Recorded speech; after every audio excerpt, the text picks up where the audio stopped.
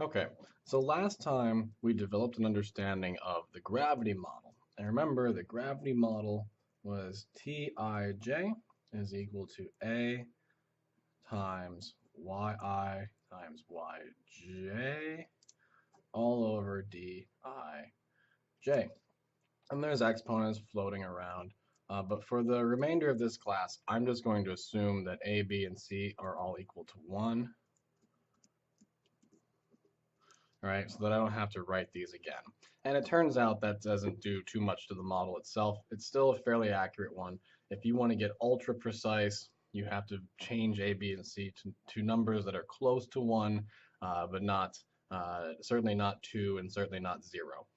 So 1 is close enough for us. I remember that what this model says is that the relative sizes, or I'm sorry, not even the relative, just the sizes of the economies matters, and the distance between them matters.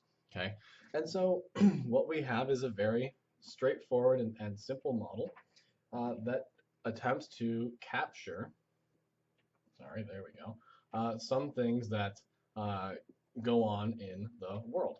Okay. Now, what we need to do, and what we're going to do this class, is develop this model further in the context of detecting anomalies. You can see I still don't really know how to spell that word, but that's okay. We'll get through it together. Okay. And so we noted last time that there are some anomalies between, Belgium, the Netherlands, and one other country that escapes me at the moment. Okay, so we noted last time that there are exceptions to, oh, Ireland, that's it, Belgium, the Netherlands, and Ireland. Okay, we noted some sort of an anomaly where more trade than we expected was actually happening, not less. Okay, and so broadly speaking, there are three impediments to trade. Okay, so the first one being distance, which we've already accounted for here. But the other ones are not in this model. Okay, and those would be barriers and international borders, which are distinct from barriers. Okay, and so, distance, like I said, we've already covered that. The further away, the less trade will happen. Okay, which is not, that's not surprising. And what a barrier refers to, okay, is any sort of imposed blockage to trade. Any imposed blockage to trade. Okay.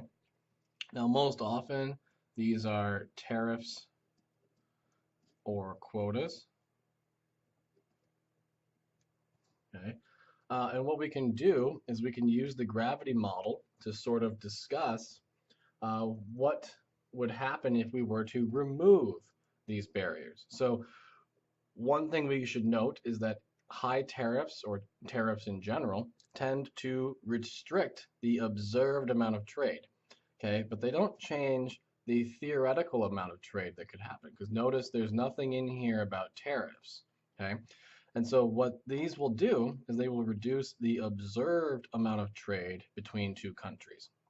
So what we can use the gravity model to do is to approximate how much trade would happen if there were no tariffs, and then compare that to how much trade is happening, and we can get a rough estimate of the cost, or depending on how you want to define it, the benefit of the tariffs and quotas. Okay, so in other contexts, which we'll come back to and look at, okay, so Nepal, uh, as an example, has an average tariff rate of about 17%. Actually, it's closer to 17.7%.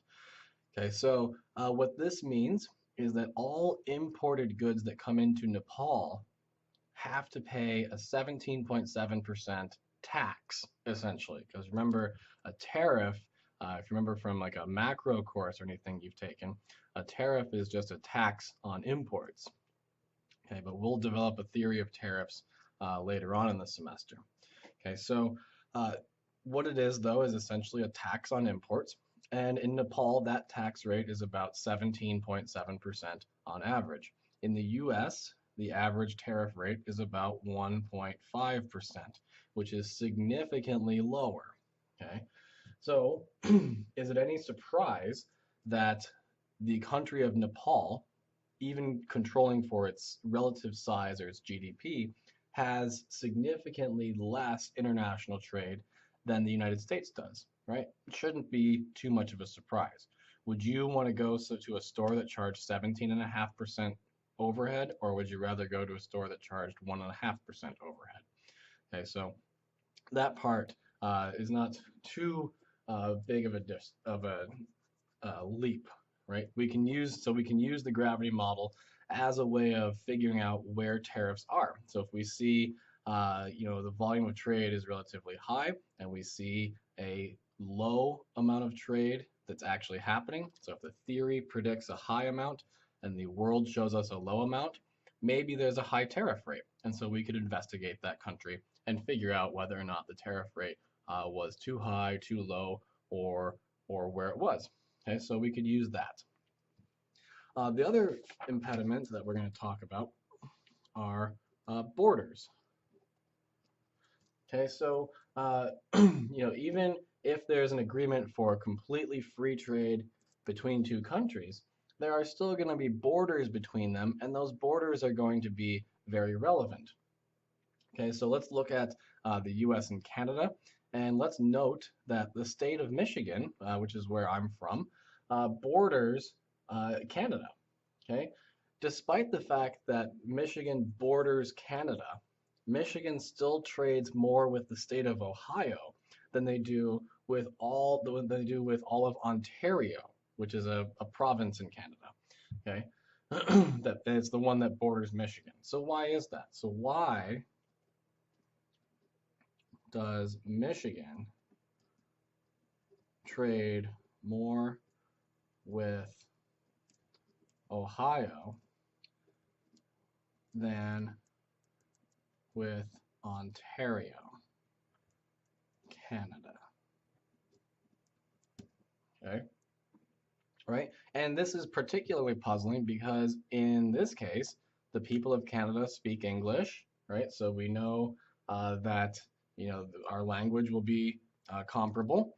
Okay, up until very recently, at least, people in Michigan could actually cross into Canada without a passport. You just had to show your driver's license, and they would let you in, right? Which was kind of cool. So there's very little paperwork involved in going between the two countries. Okay, so why is this, right? Why is it the case that Michigan trades more with Ohio than with Ontario, Canada? Okay, so unfortunately, we're going to have to leave this particular puzzle, for a later date. But one of the instances is that even though Canada and the US have very open borders with one another, they're still different countries, and those still entail going through significantly costly procedures to actually engage in the trade. Okay, there's paperwork to be done getting things from Canada to the US, but there's basically no paperwork to be done to get things from Ohio to Michigan. Okay, so let's think about some examples. Let's just go through some hypothetical examples. Okay, so suppose that we have two countries that are each large economies in terms of their GDP, but they don't trade with one another. Okay, so we have two large countries in terms of GDP that do not trade with one another, right? What are some possible explanations? Okay, so one we can look at would be cultural, right? So maybe these two countries have different cultural beliefs that preclude them from trading with one another. For whatever reason, rightly or wrongly, maybe these two countries just disagree at a fundamental or at a fundamental level, and as a result, they don't trade. Certainly can happen. Okay, but keep in mind that cultural barriers, at least today, are at one of their all-time lows, right? And the reason why is because when you refuse to trade with someone, you have to internalize all those costs. So if I refuse to trade with someone based on their culture or anything about them, that's just making me poorer. And so, in today's world where we rely on the division of labor and trading with people all around the world, it becomes extremely costly to just say, no, I will not trade with anyone from this country or this region or anyone of this sort. And so, today, by today's standards or by historical standards rather, the amount of cultural explanation for low amounts of trade is at an all-time low. This used to be a big issue. It still is a non-zero issue, but it's not as big an issue as it used to be. So the most likely would be high rates of tariffs or restrictive quotas.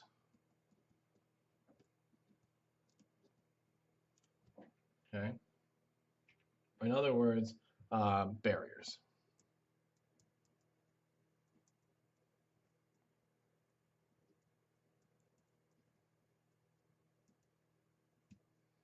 Okay, so barriers or rules that say, we trade is going to be restricted. So any rule that suggests that trade will be restricted tends to actually restrict trade.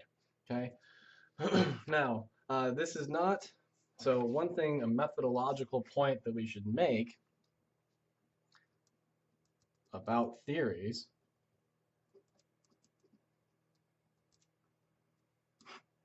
Okay, all theories are imperfect. Okay, so that is the nature of the scientific endeavor, is to have a theory that explains the world at least a little bit. But we'll never have a theory that explains the world perfectly. There will always be exceptions. Okay, so there are always exceptions. Okay, but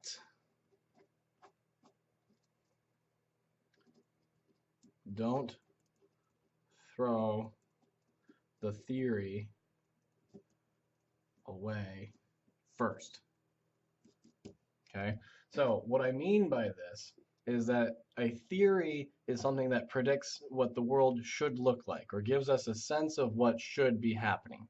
Okay, and if we see something different, if we see something that does not match the theory, the first thing we should do is try to find an explanation that isn't in the theory. So in the gravity model, when we see countries trading too much or too little, we can look for cultural differences, we can look for cultural similarities, we can look for high trade barriers, we can look for high quotas, we can look for all kinds of things that would then let us sort of square the world with the theory, or that once we controlled for them, make the world consistent with the theory. Okay. Now, this doesn't mean, but the last thing we want to do, and I mean that quite literally, is the last thing we should do is abandon the theory. Okay, so the first thing we should do is test the theory in its raw form. Just say, okay, let's apply the theory. If we see something that doesn't fit it, then we might want to look for, or not might, we do want to look for explanations that weren't in the model. Okay, something that we can control for somehow. Okay, and if we've controlled for everything that there is and the theory still doesn't work, at that point, then we can throw away the theory. Okay, but what I'm trying to convey to you is that the theory is the last thing to be abandoned. Okay, the data should be abandoned first at some level, right? You throw away the data before you throw away the theory. Okay, and what I'm basically saying is, like, imagine if you were walking outside and you saw a piece of paper float up, right? So a piece of paper is on the ground, and all of a sudden it like floats up towards, the sky. Okay? You would not sit there and say, "Oh, well, obviously gravity is false." Okay? The theory of gravity of things going down, that is just complete nonsense, and I know that because I saw that piece of paper floating upwards. And if gravity were true, it would never do that. Okay? Clearly, that would be ridiculous, right? There's lots of explanations. The most obvious one is that there was a gust of wind. Okay, so if you controlled for the gust of wind, then suddenly gravity once again makes sense. Okay, the same is true in economics. There are lots of things that are like gusts of wind that you need to control for, at least to the best of your ability. And once you do that, you'll find that a lot of the models work extremely well. And the gravity model is no exception to that general rule. Okay, so you don't want to throw a theory out just because you see something different.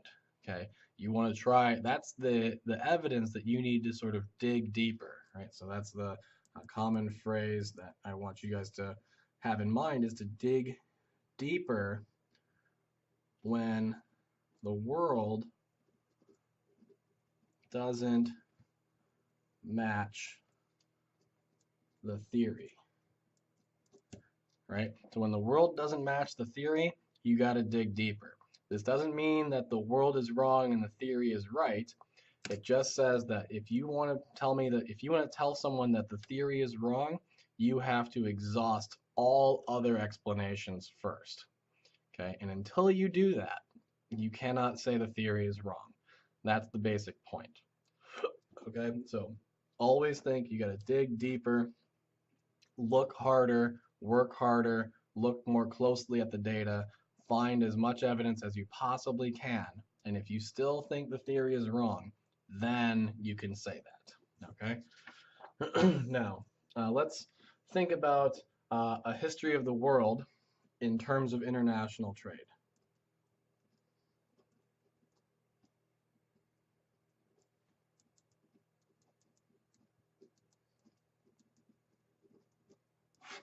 Okay?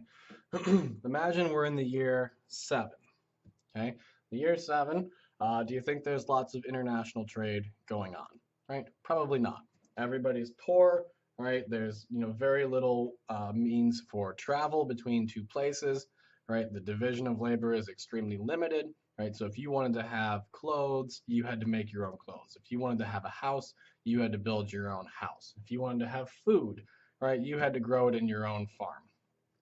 Okay, so it wasn't until the division of labor became sufficiently large that we were able to trade with other people.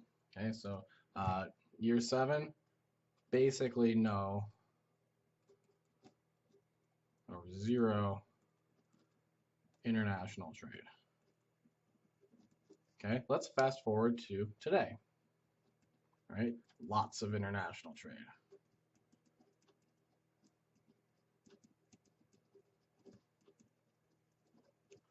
Okay, so there's lots of international trade today. Okay, in fact, just recently, a couple months ago, I bought a sweater from China, right? And I bought it in a size large because that's the size that I wear. And it turns out that the size large in China is significantly smaller than the size large in America, and the sweater doesn't fit. Okay, so today there's tons of international trade that goes on, but it's so commonplace that we never even really think about it, right? It's a very obvious thing. Of course there's international trade. Why would there not be? So what's caused this, right? What caused this increase? Okay. So first off, improvements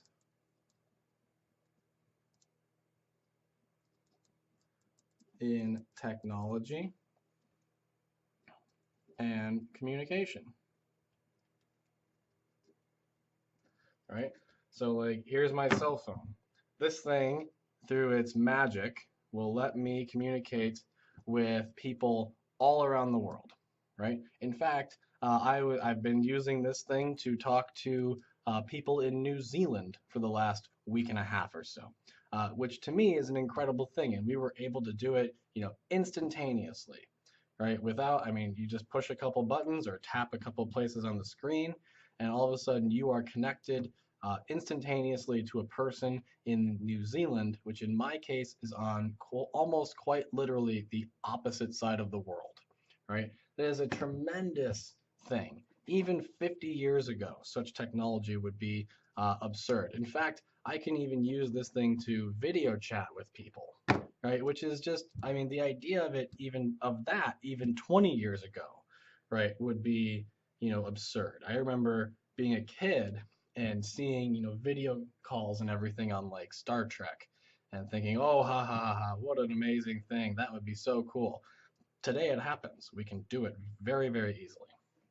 Okay. So that's certainly a big thing, right? But the other thing that's changed, which is in the tech side, would be cargo ships. Okay, so if you've ever seen a cargo ship, you know that they're huge, right? And they're filled with shipping containers, and they just ship, I mean, everything, right? And by the way, these things, they're so big and they're so heavy and they're carrying so much stuff that they get approximately 28 feet per gallon of gas. All right, 28 feet per gallon, which is a pretty remarkable figure. Okay.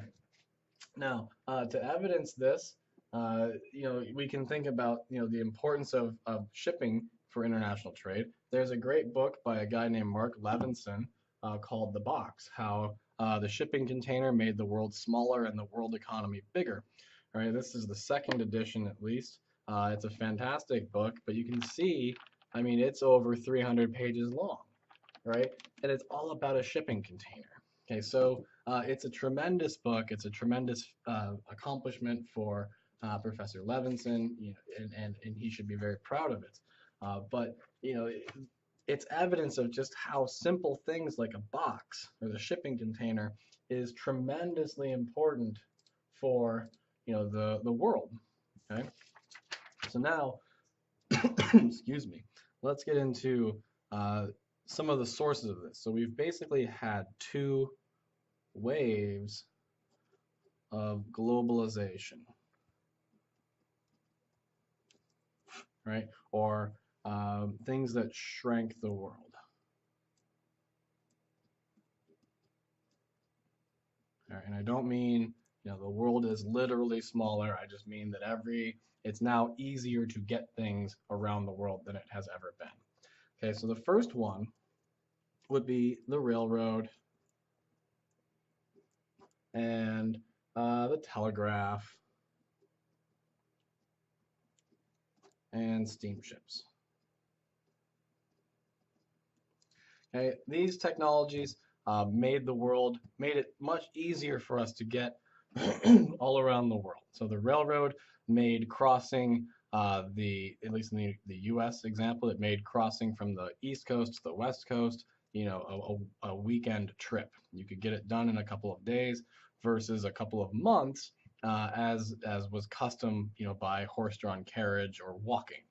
Okay, this made the U.S. significantly smaller economically and made it easier for us to trade all around the country. The telegraph made it easier to communicate, so we no longer had to rely on the Pony Express, and we were even able in like the mid 1800s, to actually sink a cable, a actual metal cable or physical cable between New York and London that allowed us to communicate by telegraph, way, way, way back in the day, which is to me a tremendous feat, right? And it was called the cable. It would help us talk about international trade and currency exchange rates and all kinds of amazing things. But that was a tremendous feat. We could now talk to London near instantly. And then steamships just helped us improve shipping ability. So we used to, prior to steamships, all ships had sails, which meant that they could basically only go in the direction that the wind was blowing. But with the steamship, they could go, um, straight line. So with sails, you can go against the wind, but you have to like tack back and forth, right? But with a steamship, you could just go straight line. Okay, so think about how much faster it would be to go a straight line versus having to do this, right? As sort of an example, a friend of mine who goes running a lot, she put a GPS tracker on herself, and so she was running in the straight line, and she put a GPS tracker on her dog, who goes running with her on a leash, and the dog likes to run all over the place while she was running. And so she ran something like 10 miles, right? But the dog ran about 17 miles because he was just going back and forth and sniffing everything. Okay, so it was probably not 17, it was probably closer to 13. Okay, so steamships massively cut down on the distance that ships had to travel. They were faster than a sailboat, and they helped make everything much smaller. Okay, the second wave of globalization was the cargo ship, which we just talked about, the shipping container, which I'm going to throw in there, and the internet. Okay, with the rise of these three things, all of a sudden shipping things around the world with the cargo ship and the shipping container became trivial. Talking to people on the other side of the world is something that's so mundane that we do it every day, and people, under the age of, let's say, 20, have never thought twice about it. Right? You just, playing a video game with someone on the other side of the world is so commonplace today that no one ever really even bothers to think about it. When I was a kid, playing a video game with someone not in my neighborhood was rare. Right? That was difficult to do. Today, it's probably the opposite. It's probably hard to play a video game with someone in your neighborhood, or harder to play with someone in your neighborhood than it is with someone from a different country. Okay, so these are tremendous improvements in technology that have led to massive increases in trade. Okay, so we're starting to get a better understanding of countries trading. We have a sort of understanding of the basic factors that influence how much trade goes on, and a pretty rough idea of the history of international trade. A very truncated uh, version of it, but at some level, a history of it. Okay. In part two of this video, we will go into sort of what's in these shipping containers. We'll talk about what's actually being traded.